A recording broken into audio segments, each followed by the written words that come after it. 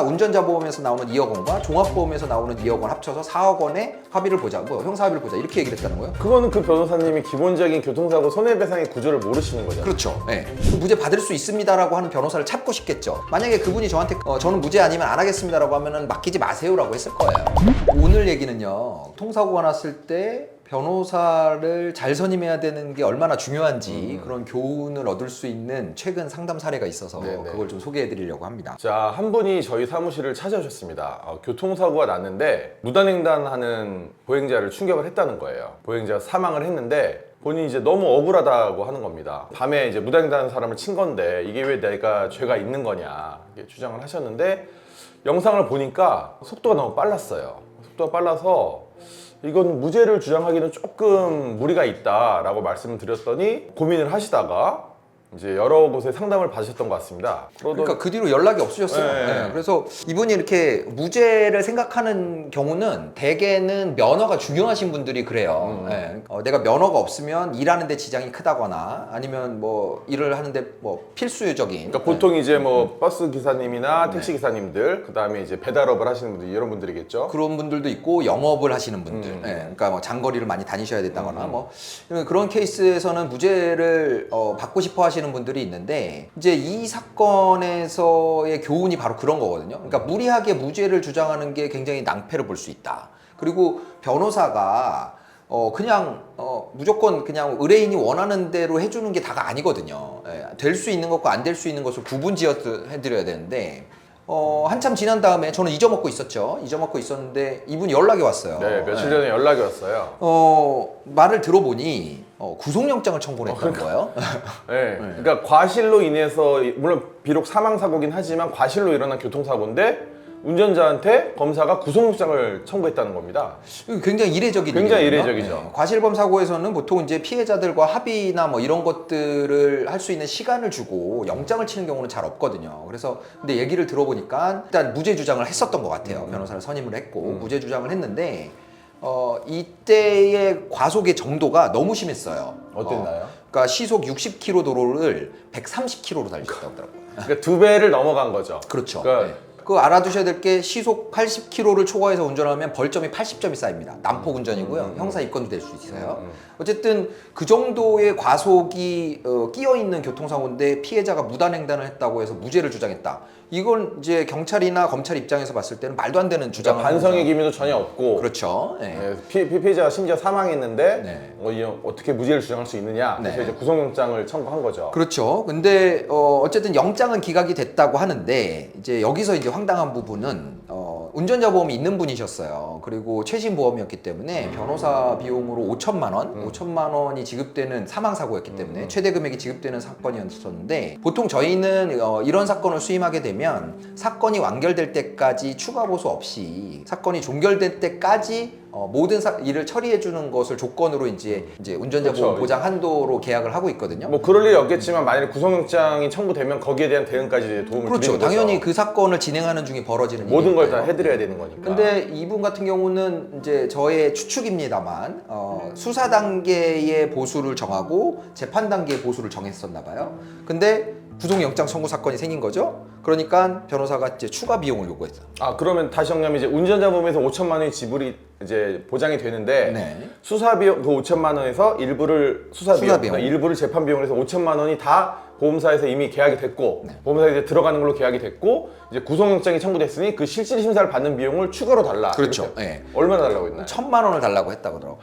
그럼 개인 돈 또 이제 1,000만 원이 들어가는 거야. 그렇죠. 그래서 이제 이분이 돈이 없으니 그러면 재판 때 들어가기로 했던 비용으로 영장 실질 심사를 해달라 이렇게 해가지고 결국은 운전자 보험에서 지급되는 변호사 보수를 다 썼다고 하시더라고요. 그러고 난 다음에 이제 이 과정을 보니까 이제 변호사에 대한 신뢰가 이제 좀 떨어진 거죠. 그래서 저한테 다시 연락을 했고 재판을 하면 이제 지금 맡기면 얼마에 해줄 수 있느냐 뭐 이런 걸 물어보시더라고요. 그래서 이제 그 얘기를 듣고서 이제 뭐 영장 청구했다라는 것도 황당하기도 했고 그 다음에 과연 이런 사고에서 무죄를 주장하는 게 할 수 있는 일인가 변호사가 그걸 생각해 봤는데 정말 교통사고를 다루는 변호사라 그러면 이렇게 과속이 끼어 있는 무단횡단 사고에서 이 정도 과속이면요 고속도로에서 사람이 튀어나왔어도 아마 무죄를 주장해서 받아들여지기 어려울 거예요. 그 정확한 뭐 비슷한 내용은 이제 저희가 다음 영상에서 이제 실제로 보여드릴 건데 네. 불가능하죠. 네, 불가능한 얘기죠. 당연히 누가 보더라도 과속이 없었으면 피할 수 있었을 거라고 생각이 될 텐데 단지 무단횡단이라는 이유로 무죄를 주장한다? 이러면 이제 이런 상황이 발생하는 그러니까 거예요. 이제 무단횡단을 하면 무단횡단 사고가 일어나면 이건 12대 중과실은 기본적으로 아닌데 이분 같은 경우는 시속 20km 이상을 뭐 훨씬 상회했기 때문에 당연히 12대 중과실로 입건이 되고 12대 중과실 사고는 형사 합의를 하더라도 처벌을 받습니다. 네. 그리고 또 더 황당했던 건 뭐냐면 피해자랑 합의는 받냐고 하니까 합의로 4억 원을 요구하고 있다라는 거예요. 그래서 운전자 보험에서 지급되는 사망 합의금은 2억 원이거든요. 그리고 4억 원은 어디서 나온 금액이냐고 하니까 상대 쪽의 피해자 쪽에서도 변호사를 선임을 했는데 그쪽에서 형사 운전자 보험에서 나오는 2억 원과 종합보험에서 나오는 2억 원 합쳐서 4억 원의 합의를 보자, 뭐 형사 합의를 보자 이렇게 얘기를 했다는 거예요. 그거는 그 변호사님이 기본적인 교통사고 손해배상의 구조를 모르시는 거잖아요. 그렇죠. 네. 그 종합보험에서 나오는 2억 원은 형사 합의금이 아니라 민사 손해배상금이에요. 그래서 형사 합의금에 하고 민사 손해배상금은 구별해서 저희가 형사 합의를 보고 있거든요. 근데 상대방 변호사님이 그런 얘기를 하셨다라는 건 결국 그쪽 분도 그쪽 변호사님도 교통사고를 잘 모르시는. 그러니까 이제 그 민사합의금 2억 원이라는 것은 이제 그 가해 당사자한테 받는 게 아니고 가해 당사자가 가입한 보험사에서 대위해가지고 지불을 하는 거기 때문에 가해자한테 청구를 할 때 의미가 없는 비용인 거죠. 그렇죠. 네. 그래서 제가 이 상황 돌아가는 상황을 보니까 아무도 여태까지 교통사고를 아시는 분이 없네요. 네. 그 가해자를 변호하는 변호사도 그렇고 피해자 쪽의 손해배상을 대리하는 변호사도 그렇고 양쪽 다 교통사고에 대해서 전문성이 없는 그런 변호사들이 얘기를 하고 있는 것 같아서 제가 좀 너무 안타깝더라고요. 변호사를 선임을 할 때 교통사고 때문에 변호사를 선임을 한다 그러면 교통사고를 잘 아는 변호사를 선임할 필요가 있어요. 이게 다른 영상에서도 제가 말씀드렸는데 교통사고를 다루지 않은 변호사들은 이 교통사고로 인해서 파생되는 뭐 이런 부수적인 문제들 제일 큰 게 이제 면허에 관련된 그렇죠. 문제들이죠. 행정처분이 있고요. 네, 이런 것들은 사실 되게 디테일하고 막 복잡하게 돼 있기 때문에 다뤄보지 않은 변호사들은 그것까지 생각을 못합니다. 그냥 단순한 형사사건으로만 생각을 하죠.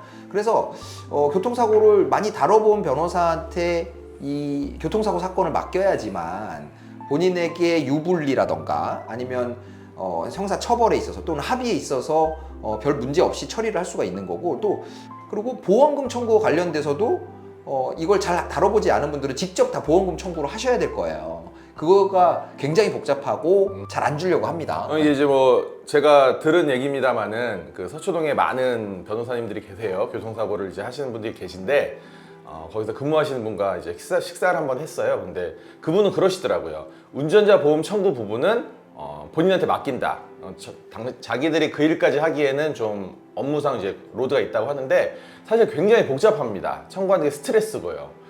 저희 사무실 같은 경우는 저희가 직접 다 청구를 해서 최대한 편의를 봐드리는데 뭐 저희가 뭐 일을 더한다 이제 이런 개념보다는 그렇게 해야 사건을 훨씬 원활하게 진행할 수 있기 때문에 저희가 이제 일을 하는 겁니다. 네.